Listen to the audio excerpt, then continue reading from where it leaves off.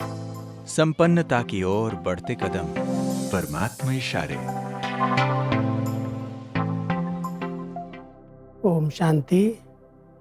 मई महीने में हम सभी ने स्वयं को खुशियों के खजाने से संपन्न बनाया।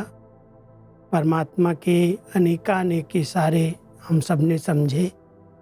हम बच्चों को सदा खुशकिस्मत, खुश नसीब, खुशनुमा देखना चाहते हैं, और जब हम खुशियों के खजाने से संपन्न बनते हैं तो हम दूसरों को भी वही खजाना दान में देते हैं।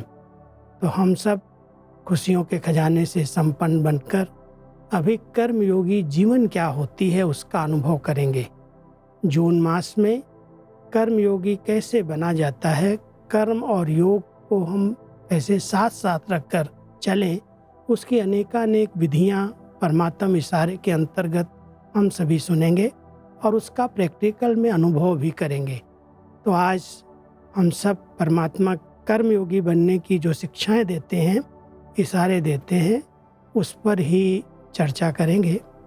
कर्मयोगी अर्थात हर कर्म योग युक्त, युक्ति युक्त, शक्ति युक्त हो। सिर्फ बैठकर योग करने वाले नहीं, योगी जीवन है अर्थात योग युक्त हैं। कर्मयोगी किसी भी कर्म की तरफ आकर्षित नहीं होते। वो अपनी योग शक्ति से कर्म इंद्रियों द्वारा कर्म कराते हैं। जो कर्म के वश होकर चलने वाले हैं उनको कर्मयोगी नहीं कह सकते। कई बार हम कर्म करते करते कर्म कॉन्शियस में आ जाते हैं और कर्म बंधन बनने लगते हैं। परमात्मा हम सबको कह रहे हैं कि अपनी योग शक्ति से इन कर्मेंद्रियों का जो कर्तव्य है उनसे वो कर्तव्य कराओ।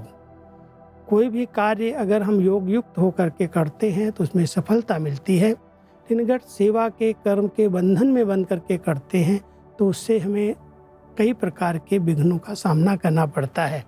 इसलिए परमात्मा हम सब बच्चों को शक्ति युक्त, योग युक्त, युक्ति युक्त बनाने की विधि बता रहे हैं। इशारे में कह रहे हैं, बच्चे कोई भी कर्म करते मेरी याद में रहो और कर्म योगी बन करके कर्म करो। ये योगी जीवन है, कोई 1-2 घंटे बैठ करके योग करने की बात नहीं है। जीवन सदाकाल की होती है। इसलिए हम सब कर्म योगी बन करके कर्म करें तो हम कर्म बंधन से मुक्त होंगे और हर कर्म में हमें सफलता प्राप्त होगी। ओम शांति।